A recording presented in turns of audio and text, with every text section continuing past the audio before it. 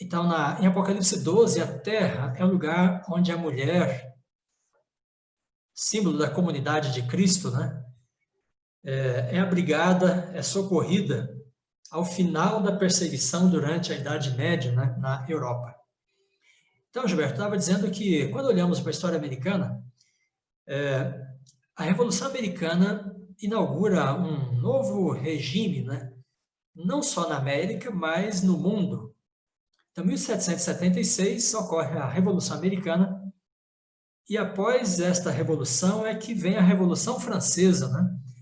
Então, a Revolução Americana separou a igreja de Estado na América, e a Revolução Francesa fez a mesma coisa na Europa.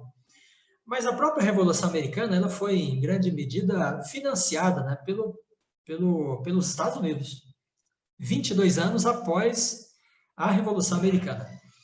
Então, esta revolução é a mãe de todas as revoluções modernas, é ela que traz, né, um novo regime no mundo, e que, portanto, tem esse sentido, né, que o Apocalipse diz, que é a terra que socorre a mulher, que abriga a mulher.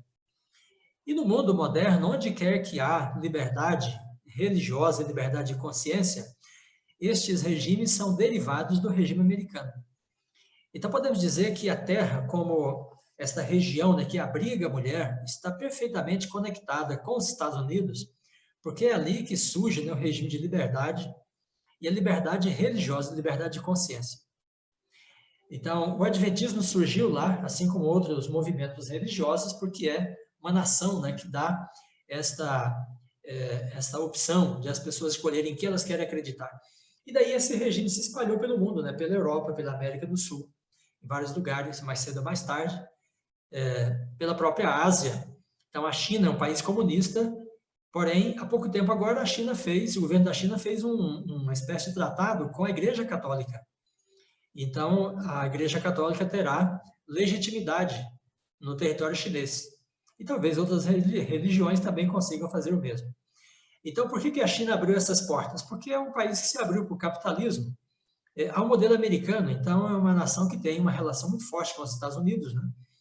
E então, há uma certa liberdade religiosa também vem acontecendo na China, onde há mais de 500 mil adventistas do sétimo dia, dentre outras igrejas, né? Muito bem, porém há uma questão, né, que as pessoas têm colocado, eu vou compartilhar a tela para mostrar para você, então, um pouco disso. Então, algumas pessoas têm trazido, né, a seguinte questão: como é que os Estados Unidos, né, poderão impor ou trazer um regime de intolerância, né, na Terra? Primeiro, porque é o país da liberdade, né? E aí alguns dizem, segundo, porque é um país, é um império que está com prognósticos de decadência, né, de queda. E aí há vários livros e autores, né, que têm lidado com esse tema, como, por exemplo, esse americano, Gore Vidal, que fala nesse livro, né, sobre o declínio e a queda do Império Americano. Outro livro sobre o surgimento e a queda do Império Americano. Filmes, né, sobre o declínio do Império Americano. Então as pessoas perguntam, mas como é que vai haver decreto dominical, né? É uma previsão em Apocalipse 13, né? Por parte dos Estados Unidos. Como é que isso poderá se estender pelo mundo, né? Se os Estados Unidos estão perdendo a sua influência no mundo? E estão aí, então, essas capas, né, de livros e de filmes tratando desse assunto. Por outro lado, então, nós olhamos para o Apocalipse 13 e falamos, bom, a primeira besta tem que ver com a Europa e a segunda com a América, as duas vão se juntar, então aí virá um regime de intolerância para com aqueles que guardam a palavra de Deus. Mas a Europa também, é dito, está em declínio, né? Então está aí a revista Time com essa capa, né? O declínio e a queda da Europa. Esse italiano escreveu também sobre o declínio e queda da Europa. Então esse parece ser um prognóstico, né, para os próximos anos ou próximas décadas. Curiosamente, a crise do coronavírus, né, atingiu a Europa e a América do Norte com mais força até agora do que os demais países do mundo. Pois bem, ao mesmo tempo, há esse interesse, né, para com a Ásia, a economia da Ásia, os países asiáticos, a participação deles na economia global. e a percepção, né, de um certo vulto, né, imperial por parte da China. Como, por exemplo, essas capas de Veja, né? Uma que fala: uma equipe de Veja foi ver como os chineses estão construindo seu império global. Sobre a educação, essa outra revista de capa azul fala como os chineses estão desenvolvendo uma educação de qualidade e baixo custo em sua corrida para a liderança mundial. Então, estas capas, esses livros, né, dão conta dessa percepção e as pessoas trazem para a interpretação adventista esta questão, né? Se o Império Chinês superar os Estados Unidos, se Europa e Estados Unidos entrarem em declínio, né, como é que poderia haver decreto dominical? A China não tem nenhum interesse em questão da guarda do domingo, né? Não tem nada contra o sábado necessariamente, assim como o catolicismo europeu e os protestantes americanos têm. Então, em vista destas questões, eu tenho estudado esse assunto e vou falar aqui um pouquinho de alguns dados para você ter uma ideia e poder responder essa pergunta, né? Se eventualmente algum dia a China poderá estender a sua bandeira, né, na frente do Capitólio da Casa Branca e aquele país, então, finalmente ser dominado pelo Império Chinês. Eu tenho estudado esse assunto, já escrevi bastante material sobre isso, tem artigos pela internet, em revistas, tem livro, A Mitologia do Império, e tem também O Último Império, publicado pela CPB. Muito bem, eu vou falar então de alguns números, alguns dados, né, nos próximos minutos, para que você tenha uma ideia do que é o poder americano no mundo e do que é o poder chinês também. E aí você poderá estabelecer a sua própria análise, né, a partir desses dados. Muito bem, dados da revista Forbes sobre as maiores, ou melhor, as maiores empresas que atuam na economia do mundo, não da revista Forbes ainda. Então, quando nós tomamos as maiores empresas do mundo, né, de quem são elas? Quem são seus sócios majoritários ou quem são os proprietários dessas grandes economias mundiais? Então, das 5 maiores empresas, Gilberto, 4 delas são americanas e uma é chinesa. Então, os americanos têm 80% das 5 maiores empresas no mundo. A maior empresa, o maior faturamento, né, é do Walmart, que tem um faturamento de cerca de quase $1 trilhão por ano. Depois, quando consideramos as 50 maiores empresas, né, os Estados Unidos são donos de 30, ou os americanos, cidadãos americanos, né, dos Estados Unidos são donos de 30 delas. Das 200 maiores, aí dessas 50, então a China tem 5. E das 200 maiores, então, os americanos têm 96, quase metade, e a China tem 14. Bem, então, esses dados mostram o poder dessas duas nações em relação à posse das maiores empresas multinacionais que operam na economia no mundo, nos diferentes setores, né, da economia. Agora, da revista Forbes, então, as pessoas mais ricas do mundo, né? Quem são as 25 pessoas mais ricas do mundo e de onde elas são? Então, 17 deste clube, né, de 25 dos mais ricos do mundo são americanos. Estão eles aqui em azul, né? O homem mais rico do mundo hoje, segundo esses dados, o Jeff Bezos, dono do Amazon, com mais de 100 bilhões de dólares, né, na sua conta, ou no seu patrimônio. E depois temos 2 chineses, né, que estão nesse clube, que é o 18º e o 19º da lista, cada um deles com 43 bilhões de dólares no seu patrimônio pessoal. Muito bem, então aqui tem alguns franceses, tem 2 franceses, tem um mexicano, tem um indiano, um canadense, e 2 chineses, os demais todos são americanos. Então, quando tomamos esses dados, né, então percebemos quem são as pessoas que têm o poder, né, no mundo, porque o poder no mundo moderno depende primariamente de dinheiro, de dólares. Então, esses são os 25 homens mais ricos do mundo, 17 deles americanos. Podemos falar também sobre o PIB, né, das nações, a produção de riqueza em termos de serviços e produtos. Então, o PIB dos Estados Unidos é de 21,5 trilhões de dólares, dados de 2019. E o PIB chinês de 14,2 trilhões de dólares. Muito bem, com base no PIB, no crescimento do PIB chinês das últimas décadas e o comportamento do PIB americano, né, das últimas décadas, algumas pessoas arriscaram que em 2025 a China ultrapassaria os Estados Unidos, né, na produção de riquezas e se tornaria, então, a maior economia do mundo.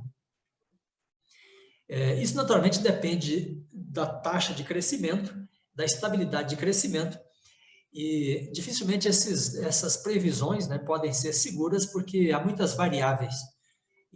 Então, uma taxa de crescimento pode ter uma aceleração, pode ter uma desaceleração, e isso, então, pode mudar bastante a situação. Acidentes, pandemias, são variáveis também. Acidentes sociais, como revoluções, né, mudanças de regime, tudo isso pode fazer com que o comportamento econômico possa se alterar. Agora, há uma questão, né, que precisa sempre ser lembrada. Quantos são os americanos, né, que vivem com esses 21 trilhões de dólares por ano, e quantos são os chineses que vivem com os 14 trilhões de dólares por ano, né, o PIB dessas duas nações? Então, quando todo mundo come e bebe, né, quanto sobra para os americanos e quanto sobra para os chineses investirem em tecnologia, em armamentos, em educação, em ciência? Então, aí, nós temos esses dados aqui, né, ilustrando essa situação. Olha só. Então, a renda per capita americana é de 65 mil dólares e a chinesa é de 9,8. Então, a renda per capita chinesa é pouco mais de 15%, né, da renda per capita americana. Então, aí é a conta quando você divide o PIB americano pela população dos Estados Unidos e divide o PIB chinês pela população da China. Então, os americanos são 350 milhões de pessoas. Os chineses são 1 bilhão e 400 milhões de pessoas. Então, por isso eu disse, quando todo mundo come e bebe, né, para sobreviver, quanto sobra para investimento nas áreas estratégicas? Então, esses dados aqui nos levam, por exemplo, a esta soma aqui. Ó. Aqui nós temos os dados militares das principais nações do mundo, né? E esses são dados de 2018. Então, em 2018, os Estados Unidos gastaram 648 bilhões na sua defesa. O seu orçamento militar, em 2018. A China, 250 bilhões. Então, aí depois, as 7 nações seguintes, né, juntamente com a China, todas elas juntas gastaram em 2018 o que os Estados Unidos gastaram sozinhos. Então, isto sugere para nós, né, quantos soldados mais os Estados Unidos podem ter, quanta tecnologia de guerra mais eles podem ter, e quanto melhor eles podem defender o seu império, né, em relação às demais nações. Porque uma vez que eles têm esse PIB de 21 trilhões, depois que todo mundo come e bebe, né, quanto sobra para eles? Então, eles têm um orçamento militar do tamanho das 8 nações seguintes, porque eles têm um PIB maior, uma população um pouco menor. Então, nós podemos também observar esse quadro aqui, né? Então, veja, um pouco mais de 1/3 do orçamento militar do planeta é só dos Estados Unidos. Depois, um pouco mais de 1/3, 36% também, é das 8 nações seguintes, incluindo a China. E depois, o resto do mundo tem 27,7%, né, nesse orçamento militar. Bem, então aqui nós podemos já estabelecer, né, que os Estados Unidos têm uma dianteira em relação às demais nações, e a China, inclusive, né, porque eles têm mais produção de riqueza, eles são donos de mais meios de produção no mundo, e eles têm um orçamento militar superior a todas as demais nações do mundo. Então, eles têm um poder econômico e um poder militar que dificilmente pode ser superado. Então, ainda que a China tenha um PIB de 21 trilhões nos próximos anos, isso até poderá acontecer, não significa que ela terá um orçamento militar equiparado, né, ao orçamento americano, por causa dessas diferenças de população, conforme nós acabamos de mencionar. Então, Gilberto, esses dados mostram para nós que alguns daqueles livros, né, e revistas são sensacionalistas. Há uma certa expectativa, né, e uma torcida pela queda do poder americano no mundo, porque os Estados Unidos despertaram ódio de muitas pessoas e tem aí toda essa ideologia de esquerda, né, que se espalha pelo mundo, nas grandes universidades, e as pessoas têm um espírito bastante crítico, né, ao capitalismo, ao imperialismo, né, e os Estados Unidos, ao longo da sua história, fizeram muitas guerras, né, se tornaram personas não gratas no mundo em vários lugares. No entanto, apesar desse sensacionalismo, quando a gente olha os dados, né, fica claro que o poder americano no mundo é, de fato, hegemônico. Muito bem, e o que nós podemos falar de universidades? As universidades são essenciais para o poder das nações no mundo moderno, porque o poder no mundo moderno depende de ciência, tecnologia, patentes. Muito bem, então, olhando para as 5 maiores universidades do mundo, 4 delas são americanas. Harvard, Stanford, Berkeley e MIT. E uma é britânica, Cambridge. Depois, quando tomamos as 20 maiores, melhores, né, que mais produzem técnicos, patentes, que mais defendem teses, então os americanos têm 18 das 20 maiores e o Reino Unido tem 2. Quando tomamos as 50 maiores, então os Estados Unidos têm 38, o Reino Unido tem 5. Então veja que a cultura anglo-saxônica, né, em termos de universidades, essa cultura está numa dianteira em relação ao restante do mundo, que não pode ser disputada nas próximas décadas, sem dúvida. Agora, quando tomamos as 200 maiores universidades do mundo, né, então aí 88 delas são americanas, 22 são do Reino Unido. E daí aparece a primeira universidade chinesa entre as 200 maiores do mundo. E ela está do número 151 ao número 200. E o Brasil tem também uma única universidade aí nesta seção, né, do número 150 ao número 200, que é a Universidade de São Paulo. Muito bem, então se o poder do mundo moderno depende de dinheiro, de força militar, de tecnologia, patentes, formação de técnicos, os Estados Unidos são um império ainda por muito tempo. Dificilmente outra nação poderá chegar a ter essa quantidade, né, de universidades, esse potencial de produção de patentes e tecnologia como os Estados Unidos têm. Veja que entre as 5 maiores, né, 4 são americanas, entre as 200, 88 são americanas. Então, praticamente, os Estados Unidos têm quase metade, né, das 200 maiores universidades do mundo. Muito bem, então, diante disto, Gilberto, a gente pode dizer que o poder americano ainda é hegemônico no mundo do ponto de vista econômico, militar e tecnológico. E é interessante que quando a gente vê as maiores empresas, né, as grandes empresas de tecnologia e as grandes empresas de internet, como a Amazon, como o Facebook e muitos outros, elas são todas empresas americanas. E há uma certa genialidade, né, uma esperteza daquele povo para negócios. E o próprio Immanuel Kant, né, diz que recebeu o Benjamin Franklin na Europa e o chamou de o novo Prometheus. E aí Kant, né, disse que a mente de Franklin era de fato admirável, porque ele era de uma capacidade inventiva que Kant disse não havia paralelo em toda a Europa. Então, quando você observa o crescimento da economia nos últimos anos, a gente percebe que essa capacidade de invenção deles, né, os puseram numa dianteira, porque se tecnologia e internet tivesse sido dominada por outras nações do mundo, talvez elas pudessem ter superado os Estados Unidos nesse momento. Mas nos últimos 20 anos a economia americana se fortaleceu bastante, por causa das empresas que eles abriram, né, nesse setor. Muito bem, além dessa superioridade social, econômica e militar, né, nós também podemos dizer que os Estados Unidos têm que nós podemos chamar de hegemonia cultural. O que seria exatamente isso? Então, hegemonia cultural significa dizer que os Estados Unidos conseguiram promover para o restante do mundo a sua cultura, né, como nenhum outro país ou nação conseguiu ao longo da história humana. Veja, eu estou fazendo uma declaração muito forte. Então, nem o Egito, nem a Grécia com o helenismo, nem o Império Romano, nem o papado medieval, nenhum desses impérios conseguiu atrair, né, para si a atenção do mundo, do ponto de vista cultural, quanto a cultura americana. Isso, em grande medida, Gilberto, se deve ao fato de os americanos terem desenvolvido, né, Hollywood como uma verdadeira fábrica de ideologia e cultura.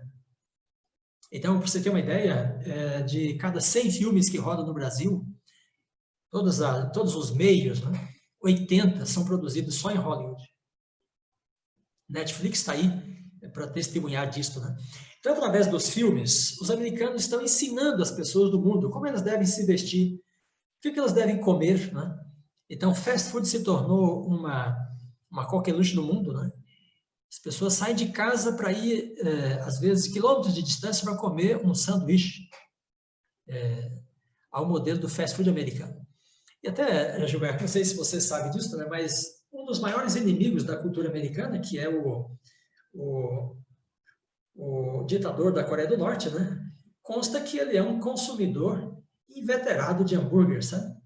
De sanduíches com hambúrguer, né? Por isso ele está muito gordinho, quase morreu um tempo desse, né? Diz que tem pressão alta, diabetes, etc.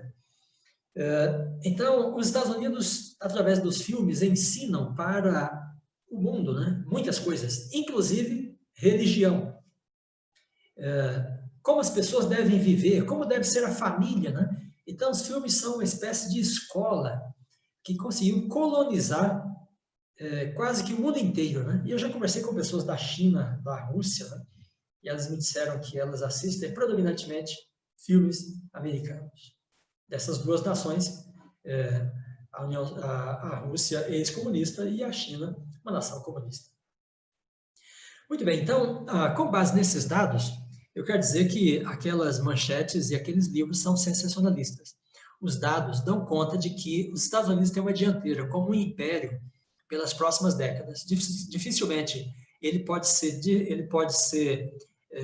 ter uma concorrência, né, forte do ponto de vista tecnológico, militar e econômico por parte de outra nação da Terra. Além disso, Gilberto, outra coisa que devemos pontuar, né, é que o conceito de império ainda não se aplica à China.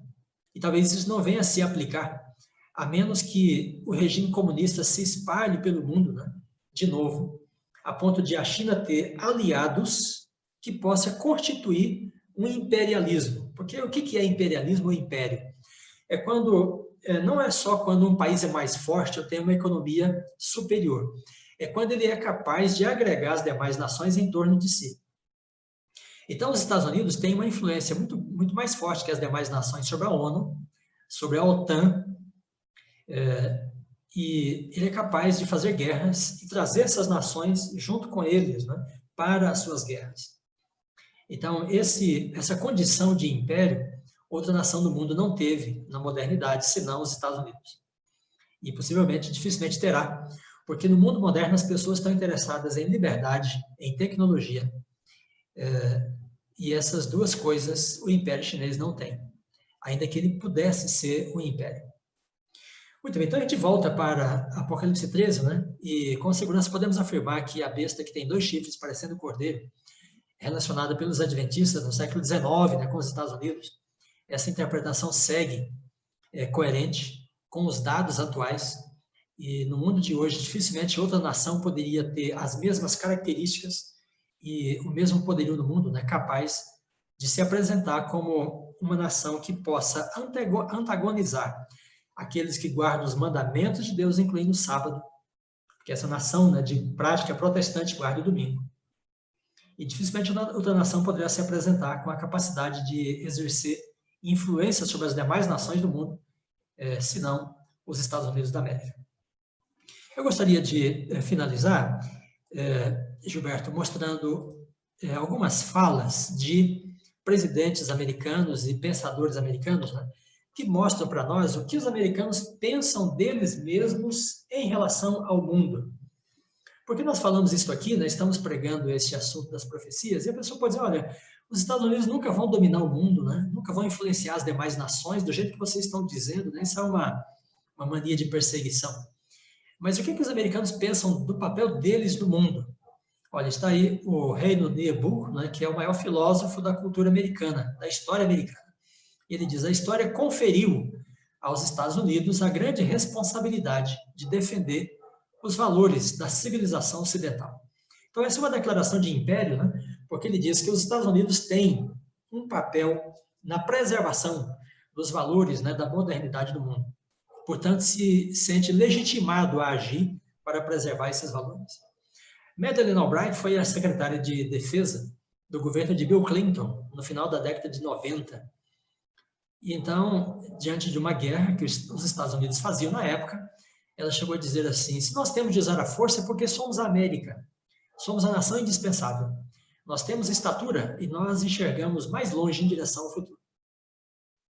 Bem, esta também é uma declaração de império, ou seja, o uso da força por parte da nação americana, para eles, está legitimado pelo fato de eles terem uma visão mais extensa, mais ampla, né, em relação aos destinos do mundo, aquilo que realmente interessa para o planeta Terra. Deixa eu citar o ex-presidente Barack Obama, né, no discurso de posse do segundo mandato. Ele dizia assim: a história nos diz que, embora essas verdades, liberdade, felicidade e vida, sejam autoexplicáveis, ele dizia, elas nunca se realizam por si mesmas. E embora a liberdade seja um dom de Deus, ela deve ser garantida por seu povo aqui na Terra. Então, essa é a fala do presidente dos Estados Unidos naquela ocasião. Então, ele dizia, a liberdade que os Estados Unidos têm é um presente de Deus para a humanidade, mas ele tem de ser, a liberdade tem de ser estabelecida, né, pelo povo de Deus. E no pensamento dele, quem é o povo de Deus? É o povo dos Estados Unidos. Daí ele disse ainda, precisamos manter nossa vitalidade econômica e nosso tesouro nacional. É assim que vamos preservar nosso planeta, que foi entregue aos nossos cuidados por Deus. Então, aqui nesse caso, Gilberto, o ex-presidente Barack Obama, né, dizia que Deus entregou o planeta Terra aos cuidados dos Estados Unidos. Então, quando uma pessoa, quando um movimento, né, se julga nomeado por Deus e tem todo o poder para alcançar seus objetivos, ele se torna muito perigoso, porque tudo que ele pensa em fazer está legitimado, né, por essa espécie de vocação celestial. Então, isso está no DNA da história americana, da cultura americana, porque desde os pais fundadores, veja que os peregrinos protestantes, né, se consideravam o novo Israel. O povo com quem Deus tem um pacto, uma aliança. E os pais fundadores da República consideravam que os Estados Unidos são a nova Jerusalém. Então, ou seja, o reino de Deus será estabelecido no mundo, né, na medida em que o Império Americano se estender sobre o planeta.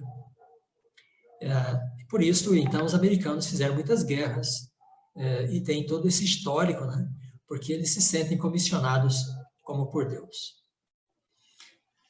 Muito bem, então, esses são alguns dados, né, algumas questões importantes para a gente considerar quando falamos de poder imperial, profecias, né, e o futuro da humanidade, o futuro da Terra e o futuro da religião.